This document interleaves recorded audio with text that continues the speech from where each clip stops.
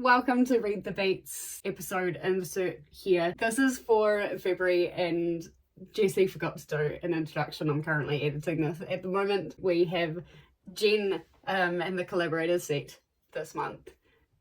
And look, I already know how this month went because I've done it, but pretending that I don't know how February went with my reads. I'm very interested to see what Jen has in store for me. Expected a Eminem song because I know that Jen is a fan of Eminem and I didn't really know what else to expect. So yeah, you're gonna watch all of that, and things got pretty heavy. Things got pretty heavy. Yeah, it was a very interesting mix of songs and books, mainly books, for February. So I'm looking forward to you watching through that. But let's get started with Jen and the reaction to the songs, and we will go from there.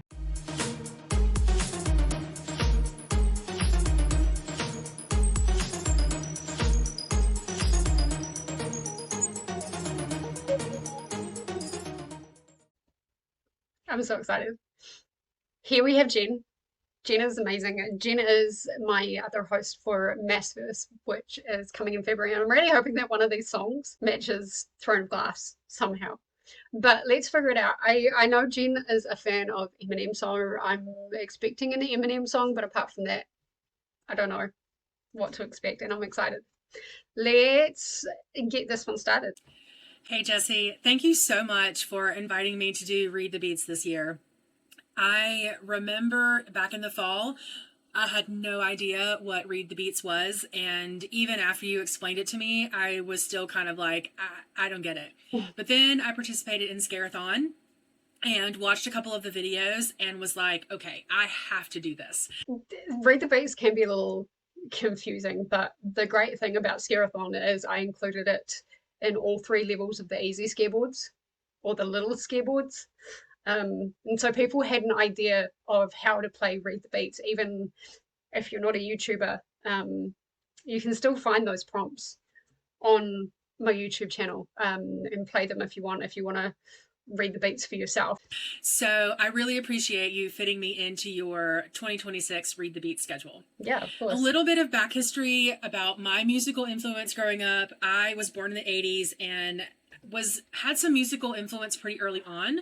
My mom really liked artists like Michael Bolton, Phil Collins, Celine Dion, whereas my dad was full on country music all the time. Oh.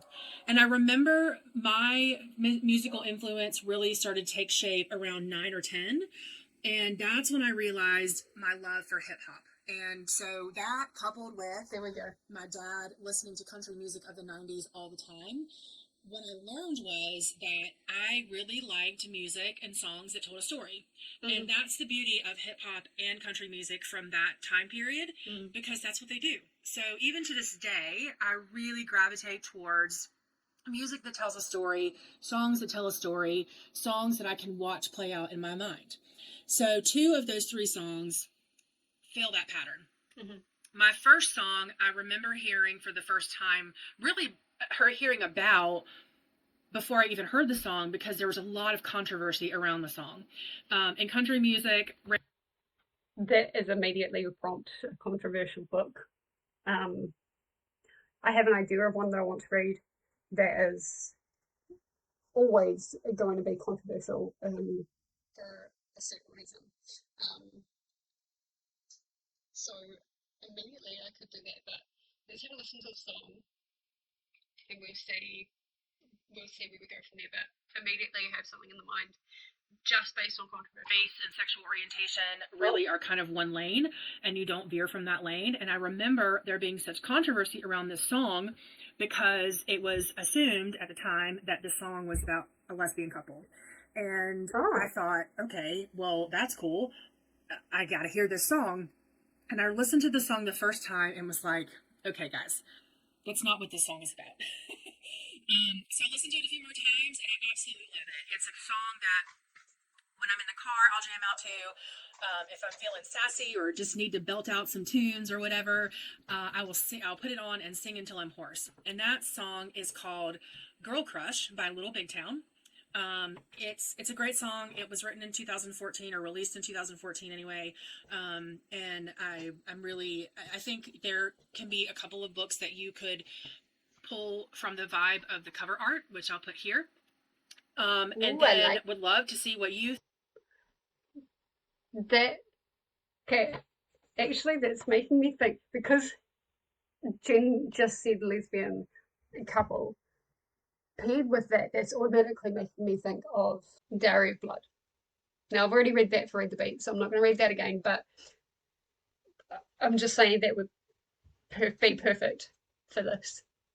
think this song is about, and if you can pull some reads based on that. So I think there's a lot of options for this song, and I'm really looking forward to seeing what you choose. Okay, so for my second song, if you know me for longer than 10 minutes, you know my love for Eminem. I mean, he has his own shelf in my shed.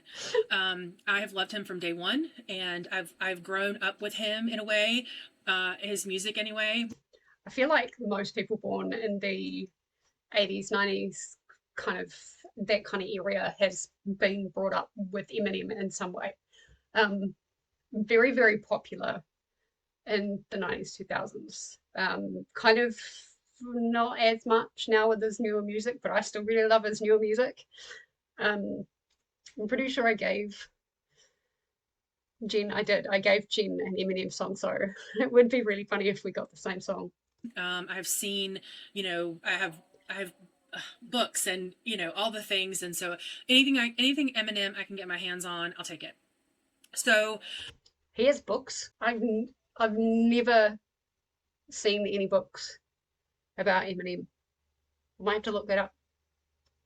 This song actually came from his most recent album. When this album came out in 2024, I was so excited. Is it going to be higher? Because it felt like a prospect for a new tour.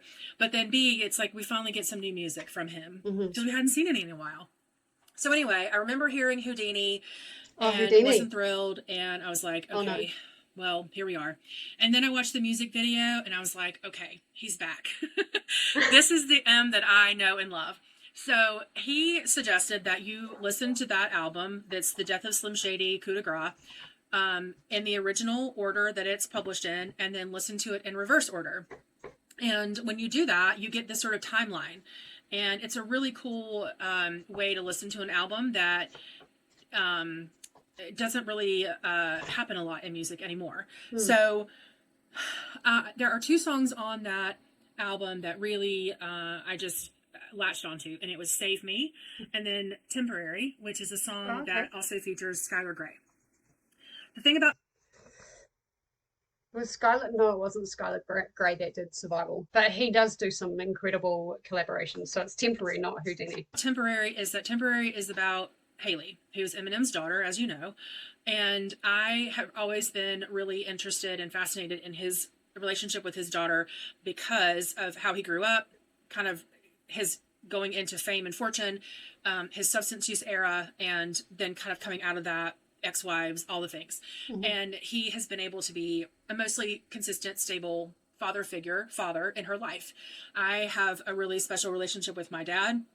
I know you did as well. And the fact that he wrote this song specifically for Haley kind of outline things that he missed and the regrets that he has and how he wants her to move forward when his time comes to no longer be around, I think is really special. And I listened to the song for the first time and really it touched me, and then I watched the video and cried like a baby. So I did try to find a book myself for this song, and I will be honest with you, I struggled a little bit. So I hope that the intention of this song, listening to it with a different lens or a different set of earmuffs, helps to hear the song in maybe differently than you've listened to it before. I haven't heard that song, so I will be listening to it first. It might be a song that I need to listen to a few times. But I did give Sash, I think, an Eminem song, and it had something to do with Haley. So, and I remembered I quite I wanted to read the book. I think it's called Margot's Got Troubles or something. I'll have to rewatch that, read the beats.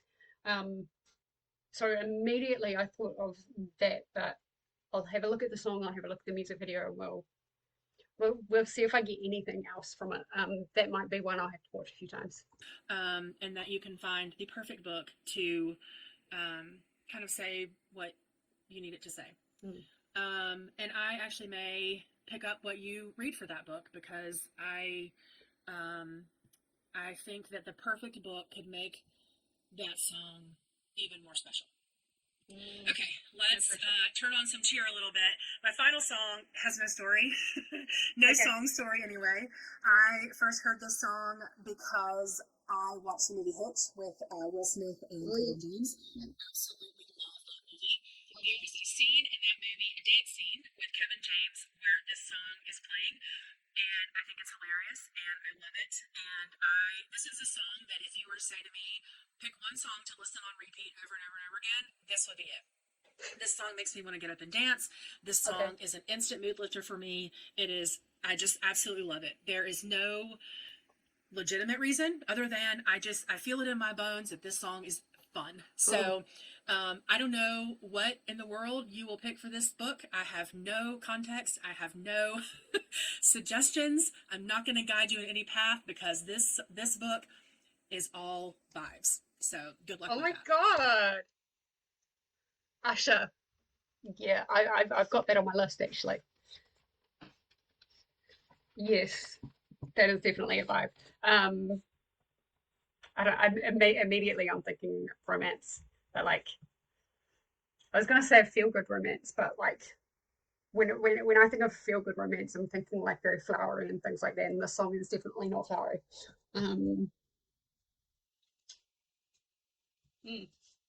Okay.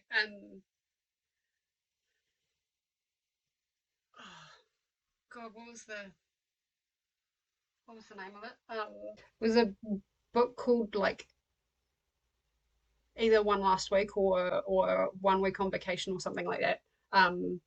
About a girl whose sister was actually marrying her ex boyfriend, but when they're all about to get married and they're on vacation, like in the place that they're getting married and stuff like that, she meets the best man or one of the groomsmen, and they strike up a relationship for a week. So that would be perfect for this. But again, I've already read it. But that's the kind of thing that I'm going to be looking for. All right. So thank you again so much for inviting me to do this. I'm so excited to see what you pick for these books. Yes, and other than that, have fun. See you next time. Okay, guys, I have the editing curse. And Filmora has done something really fucking stupid. And the footage that I had for my book choices has randomly been overlaid with something else. Like you can hear me talking about my book choices, but the video that you see is something totally different. So I guess we're just redoing this. The first song that we got was Girl Crush, and this was probably one of the hardest songs for me to pick for. I'm not going to go into too much detail and deliberation, but I ended up choosing Jericho by Anne McMahon, and that was because I leant more into the sapphic relationship. It gave me Practical Magic vibes, and I wanted to find a Practical Magic sapphic book, and I couldn't find one. So I went with Small Town, I went with Sapphic, and I managed to find Jericho. The second book that we got was the second song that we got was Temporary by Eminem, and that was such an amazing song. It was very back to where he originally was. And so I leant very much into the we are all going to die aspect of the song, and it's going to hurt, but you will get better. So I leant very much into the death aspect into that, and I chose With the End in Mind by Catherine Mannix.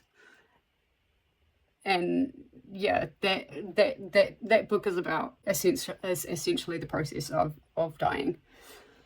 So trigger warning for when that comes up. Now the third song that we got was Yeah by Asha.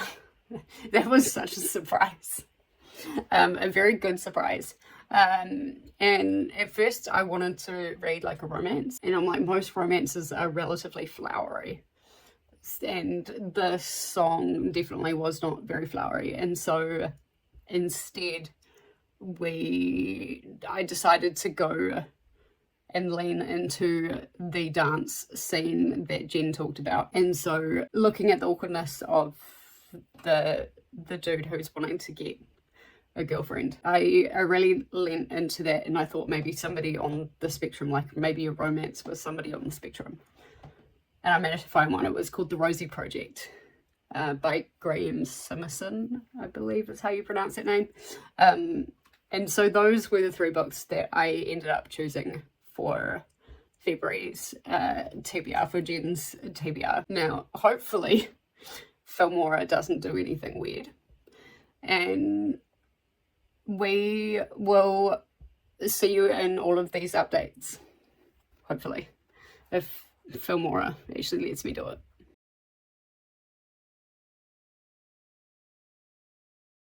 Okay, so I am not quite 50% into the Rosie Project, which I'm using for the song Yeah by Asha, which is a song that makes me feel good. And this, as awkward as this book is, it's also a song that's making me feel good. And there was the scene in Hitch where he's showing Will Smith how he dances. Not Usher, the dude that plays him. The dude that plays in Hitch. And what's really interesting is I've just been listening to it. The premise of this book is there's this genetics professor, his name is Don, very, very much on the spectrum, very awkward, has no social kind of cues whatsoever. And he's decided he wants to find a partner. And so he creates this questionnaire. Or the narrator actually pronounces it really weirdly, but there's this questionnaire, and in the middle of all that there's this, I think it's a psychology student, Rosie, the Rosie Project, who comes in. She comes in and search for someone who is like an expert in DNA and things like that, and so she approaches Don. She's trying to find her father, and so Don nicknames this as the Father Project. So he's like trying to find dates and stuff like that, because this poor man has never been on a second date. And we're at the point now where he's been introduced to this lady. I think her name is Beatrice, and this fits in really well with the whole Hitch scene, because he's learned how to dance so he can impress Beatrice, because on paper Beatrice is the perfect person for the wife project, I think is what he called that. And so yeah, he's learned how to dance, he's learned all of this classical dancing, and then they're at this club, and you know, she's encouraging him to loosen up, and that's exactly what it does. And he does some classic moves like the robot and something about like a fishing pole, and you know, trying to reel them in. Then he's like trying to go in for the big move where it's like this whole swing, like either side and then around the back and things like that. And she's like, no. But he's like in this dance scene, he's actually really enjoying himself. He's actually letting loose a little bit, and it's quite nice to see.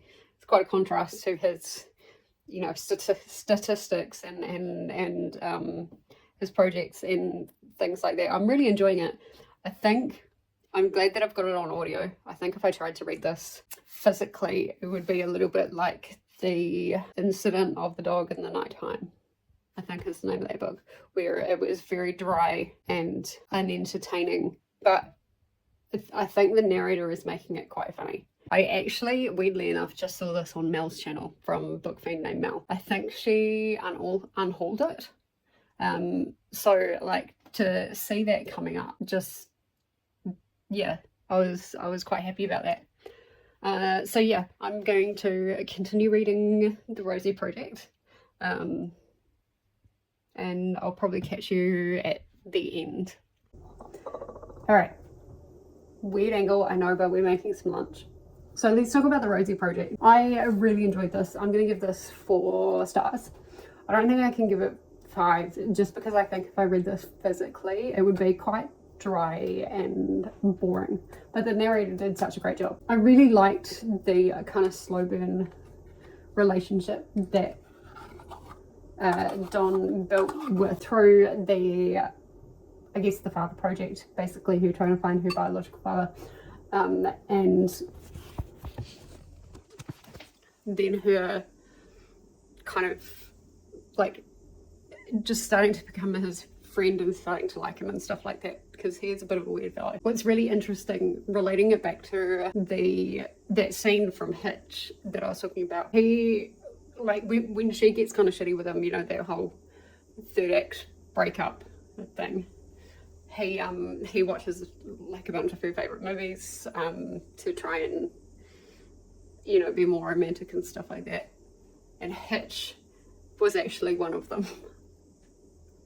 He mentioned Hitch a couple of times, and he even said during one point, like, the matchmaker Hitch would be quite proud of me for whatever he was doing. So yeah, that was really funny. So obviously the book did work very well for the song, and yeah, it was really cute. I think it was well written. I think it, coming from someone who was on the spectrum, I think it captured the spectrumness and the kind of single-mindedness.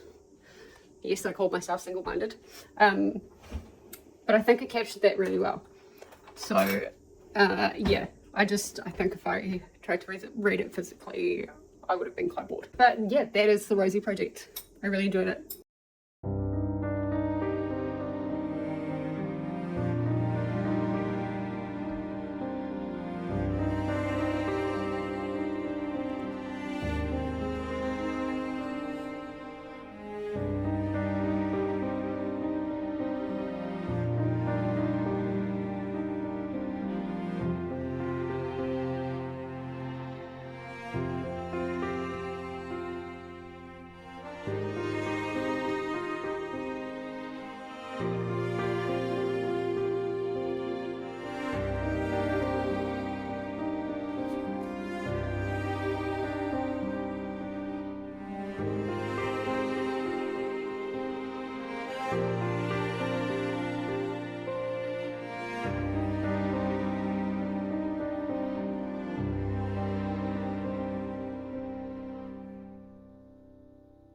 We are talking about with the end in mind. Now I will do a quick disclaimer before I talk too much about this. This is a book about palliative care and end of life care, and kind of with the song Temporary for Eminem, it just, for me, it just clicked as fitting so well, because life is temporary, but the stuff in this book does really go into detail with that. So if that's not your vibe, I will put timestamps, and you can look at the screen, and I'll tell you when to skip to. This is set in parts, and so the first part is one that really hit me, because for anyone that has not actually seen someone passing away, someone dying, you know, that can be quite hard to deal with, especially if it's the first time and you don't know what to expect. I really liked that the very first part of this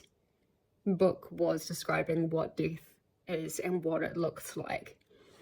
And it doesn't necessarily look like that for everybody, but for, you know, a lot of people, it is a lot quieter than what people expect. And there were several stories, pretty much every story that's in here, like the patient dies, because this is a book about end of life. But the first part really went into detail about how the patient died and the signs that the patient was starting to die, starting to go into active dying. And I really appreciated that. And the author put in I think it was the author's note, health warning, these stories will probably make you think not just about the people in them, but about yourself, your life, your loved ones, and your losses. You are likely to be made sad, although the aim of this book is to give you information and food for thought.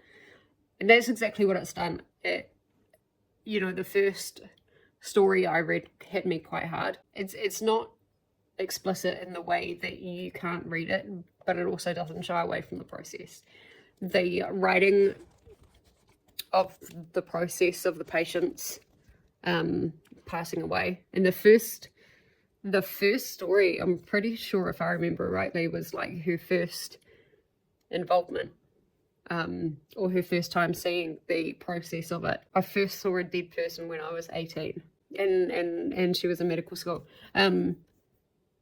It goes deeper into kind of what is happening and how the dying process is happening, and like in a way where you're almost feeling it and you're almost seeing it happen in front of your eyes, and it's quite jarring. It is like very jarring, and you almost feel like you're invading a family's personal space by kind of reading their story, if you will.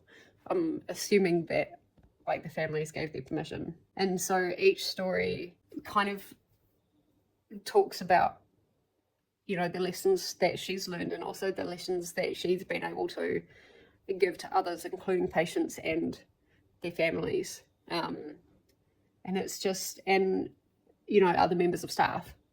So it's written really well. I've read two parts. The first part is definitely heavier on sticking with the process of dying, whereas the second part, you get maybe a paragraph of, this patient died that night, etc., etc. And so, while the first part was about being able to recognize, when somebody was dying, and the patterns, that's what it's called, is patterns. The second part was actually about the psychological effect, if you will, and how like your own psychology and your own state of mind can affect how well you go, I guess, in the end of life. Some people were, not great with it, and some people were great with it, and some people didn't even believe they were dying at all. The whole takeaway with the second part is about kind of protecting and preserving the patient's dignity and integrity and beliefs as well. And so, that was really good. Also, at the end of My Way, which is the second part, this is all about, like, she's talking about, like, having a conversation of, someone's dying and actually having that conversation.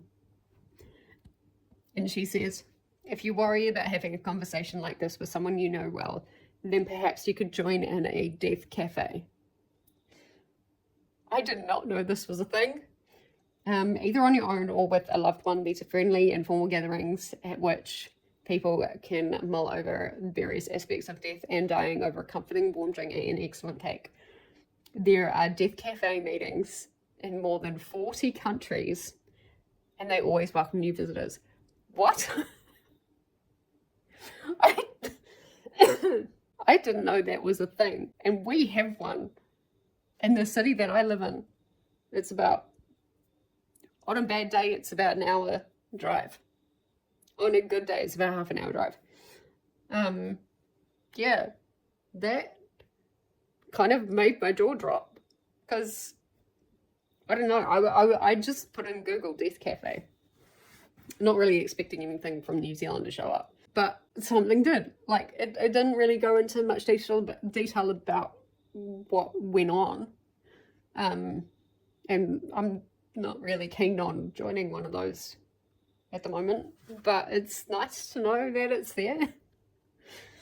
So I am 85 pages into a 250 page book, enjoying it so far. It is hard to read, like especially that first part. That first part was really hard to read.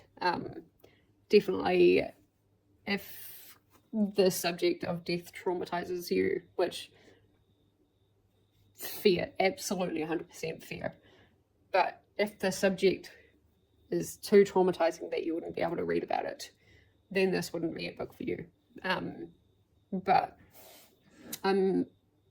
where I'm at the moment, I actually feel like this is a very good book for me to be picking up. So yeah, thank you, Jen, for unknowingly making me pick this book up. So I'm at the halfway mark of With the End in Mind by Catherine Mannix. And so there's kind of two parts to this. One, it's a very good book. It explains exactly the process and explains how different families react to the process of someone dying. The second part of it is that the stories kind of become a bit samey. And so I'm kind of struggling with that sameness a little bit, but at the same time there are some stories that just like hit almost a little bit too close to home and keep threatening to make me cry. And then when they get to the pause for thought sections of, you know, like that particular section, Neo, it can be quite real for a little bit. And I've just had like this massive binge eat of food, because although I haven't cried, it's been like right here, because you are essentially having these conversations with these families. And in some ways I'm like, I think I said in my first update, it's like, should I really be here? Like, this is a private thing, and come on. Hi. And it's like, it's conversations that are open up to you as the reader, and very special to actually be able to have that. Come on, you want some fluffies, don't you? Come on, hold please.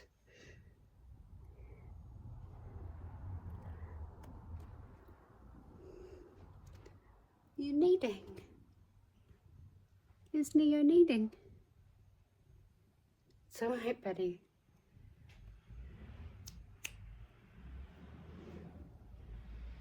It's alright, buddy. Ta.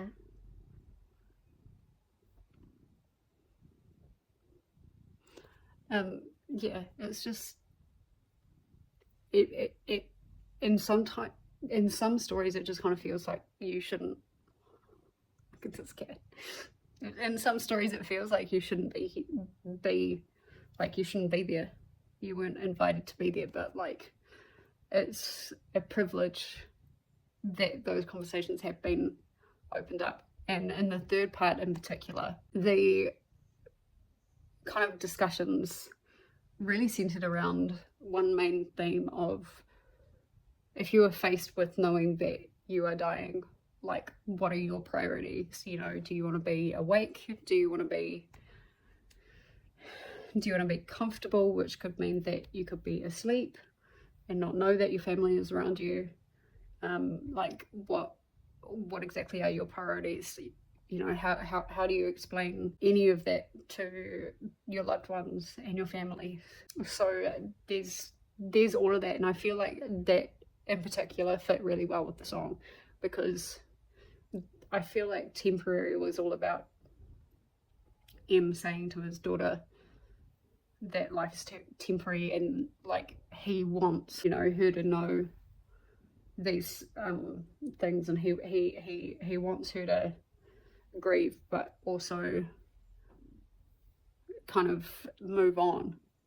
And so like, that conversation of like, these are my priorities, this is what I want, kind of fit really well with the song. Neo and I are going to try and read some more if he lets me, because he's like literally just,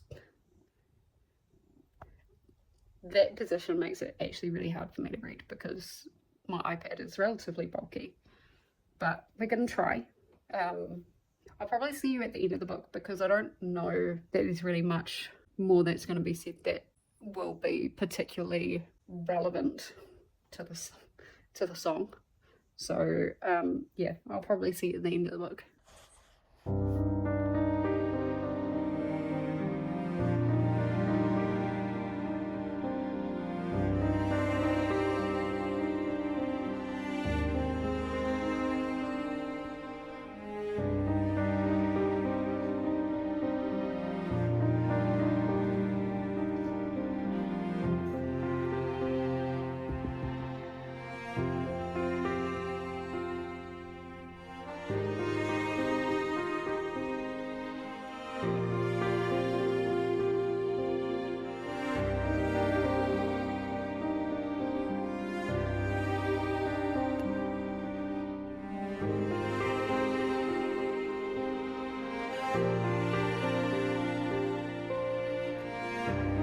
So, welcome to, I guess, pre-Viking on filming. That looks okay. Let's talk about Temporary. Temporary was the second song we got for Read the Beats, and great song, obviously, it's Eminem. That surprisingly was one of the easiest books for me to find. I found With the End in Mind by Catherine Mannix, I believe. And so the song Temporary is kind of about him saying to his daughter, one day I am going to die. Surprise. And it's gonna hurt, but eventually that grief will kind of get easier to manage, I guess. And so yeah, it was kind of about that. I really just focused in on the dying part of it.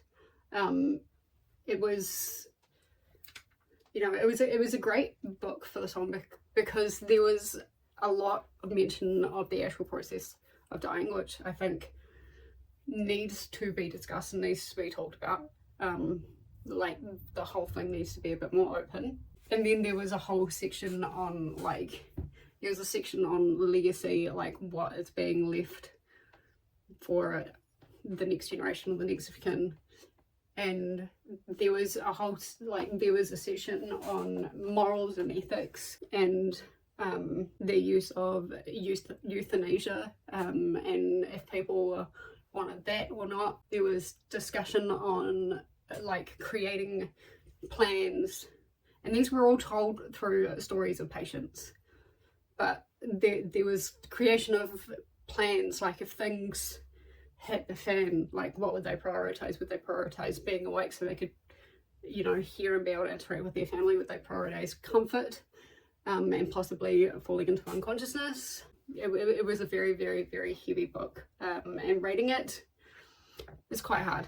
I finished this last night, by the way. It was like 12:30 by the time I finished that, so I was not going to rattle all of this off at that time of the night. But rating it, I'm going to give it a 4-star. I think the concept of the book is something that really needs to have more attention kind of paid to it. And I don't know, the way she wrote it and the way she talked about these scenarios and these stories, there was something almost quite grounding about it, and how she explained to her patients, or like her patients' families, like you see how, you know, this person's breathing has changed. You see that now they have fallen into unconsciousness, and how like their breathing goes fast and then slow and kind of takes a bit of a pause, and then it continues. The whole process of it, as heart-wrenching as it was, like some of the stories really got to me and it threatened to make me cry. It really did. I didn't cry. I wanted to, but yeah, no, it didn't make me cry. So yeah, like the premise of it, and being a non-fiction as well, like it was written so beautifully and so well that I'm giving it a 4-star, because I found the stories started getting quite samey, even though they're all kind of like talking about a different thing in a wider perspective. If you didn't kind of look at that wider perspective, the stories were kind of like same but different. So it kind of got a little bit boring as I went along, especially for any of those stories that didn't really resonate with me. So I think 4 stars is fair, and obviously it really fits in with the song because Eminem is talking about death and acknowledging that at some point he's not going to be here and he's going to be leaving Hailey behind. I just leaned more into the one day he's not going to be here, not so much in the grief will get better over time. The book didn't really talk that much about grief. It did a little bit, and like a lot about bereavement, but it didn't talk a whole lot about grief. So yes, that was Temporary and With the End in Mind by Catherine Mannix. Good book, very good book. It's one I think a lot of people need to read. Actually, it's one I think everyone should read at some point, just to kind of familiarize themselves with the concept, and not being so afraid of seeing somebody that is dying. There's no easier way to say that. But yeah, that was Temporary. I am going to move on to hopefully a much lighter book, and I will see you in the next update.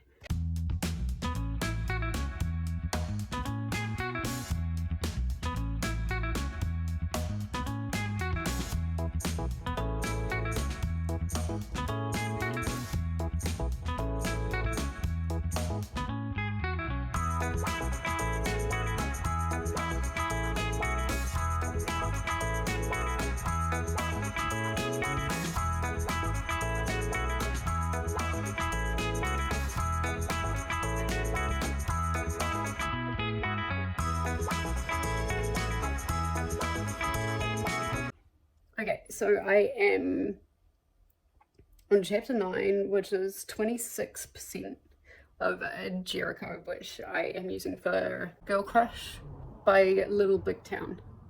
And this was kind of the hardest book for me to choose because I wanted something that was set in a small town. I wanted a romance, but I wanted it to be sapphic.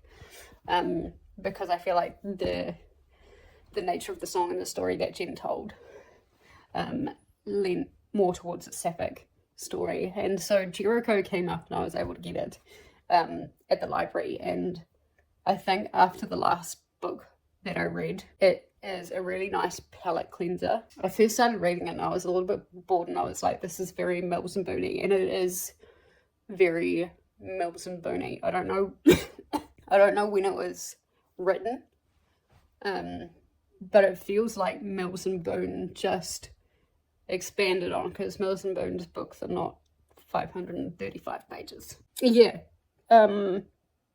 So you've got Sid, who's relocating to Jericho because she's divorcing her husband, and then you've got Maddie, who has also relocated back to Jericho, and I'm pretty sure that had something to do with her ex-husband or something as well. But Maddie kind of knows that she's into women, but Sid doesn't know at this point, like, that she's into women. And where I'm up to, she's literally just thinking, maybe.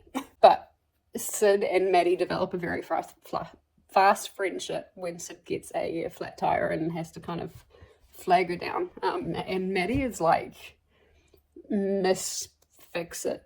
She's a doctor, so she fixes people, and then she can fix like literally everything else. There was a scene in the library where the copy machine was broken, and she did something and it just started working again, and it's like, oh my gosh. And so Sid and Maddie at this point have developed a really good friendship, but I think Maddie is wanting it to be more than friendships, a lot more than Sid is at this point. So there's that, but then there's also like just kind of being within the town, being introduced to the town, and probably one of the most memorable characters are David and Michael, who are absolutely lovely. David lending out his wardrobe to Maddie a lot.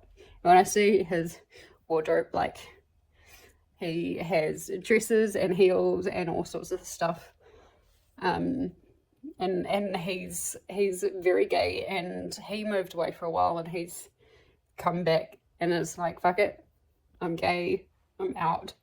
If anyone's got a problem with it, then that's their problem. And so I'm really liking David and how open he is. And Michael as the cook of this inn and like all sorts of events. Michael tends to cater these events. Just some of the food they're describing is so good. And this book is very descriptive. I think that's why it's so long. I think it doesn't need to be as descriptive. But one of the best descriptions was Maddie's kitchen. When Sid first goes to Maddie's house just, for a drink. But anyway, they ended up having a fair few drinks. But like the description of the kitchen, I'm like, yes, please. That is like my dream kitchen. I want Maddie's house specifically for the kitchen. But like the rest of the house kind of in my mind looked really incredible as well. And so the author is very, very good at descriptive writing and setting the scene. And the author, I think people don't give authors enough credit, like at least when I see it, I don't see it very often. And that's like keeping one scene per chapter or keeping one kind of idea per chapter. And that's done very well in here. And I really appreciate it. And so yeah, it'll be really interesting because this is, I think, a 3 or 4 book series. I didn't realize that. And I think this is like the original slow burn romance.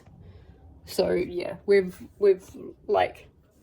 still in the friendship phase, and we'll just kind of see what's going on. We'll see what's going on, but it does feel very Mills and Booney. I think when they do eventually get it on, it's not going to be very, I think that part of it's not going to be very descriptive. Yeah, we're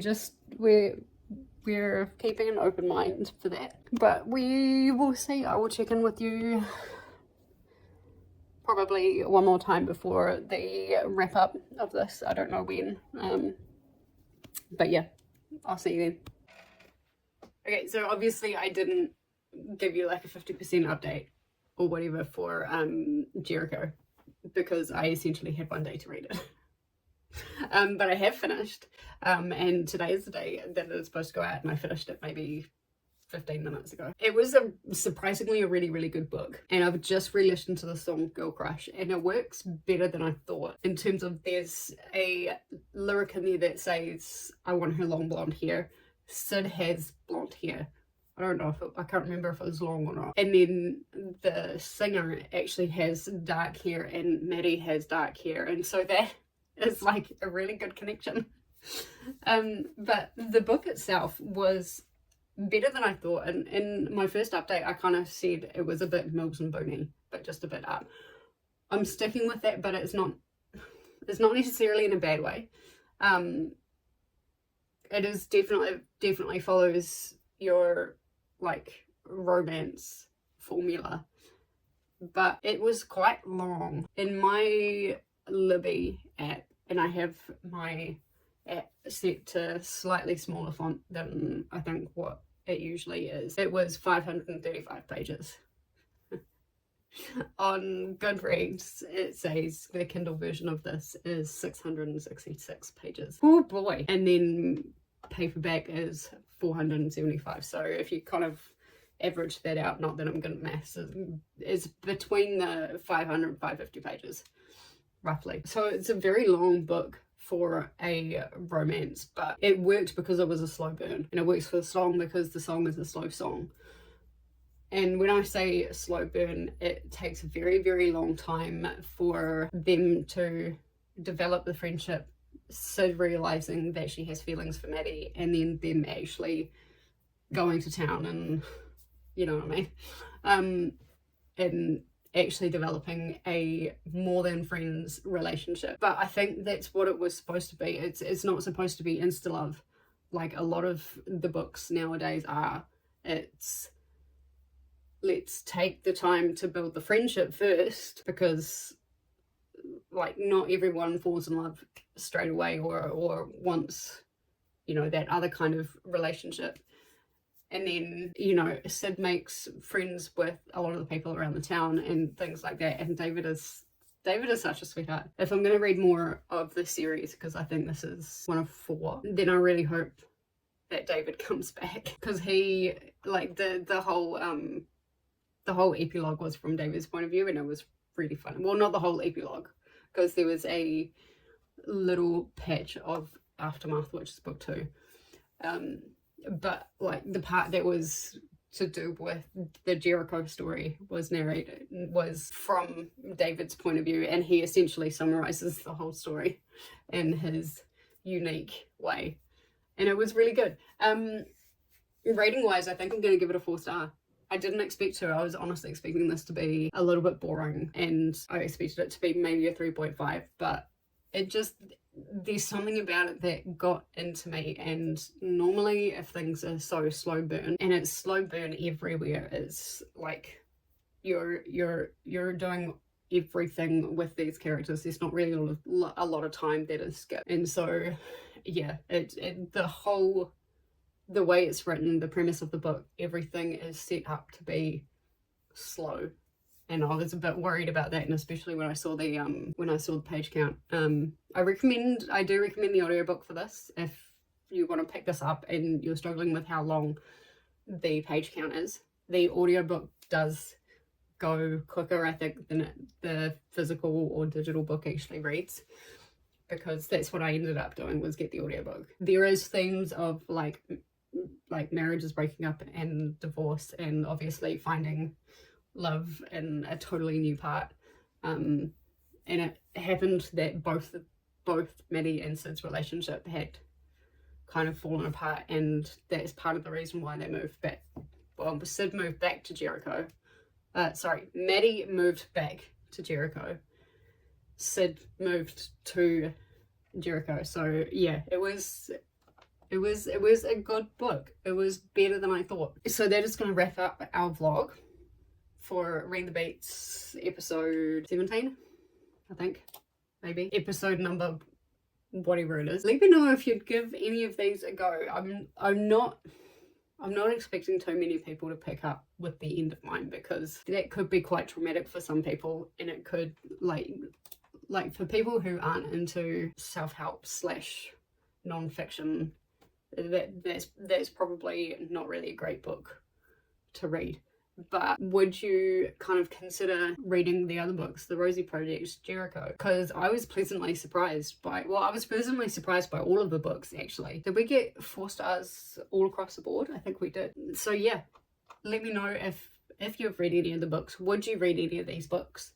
And as always, what books would you have chosen for these songs? I would love to know. And until the next episode, bye bye.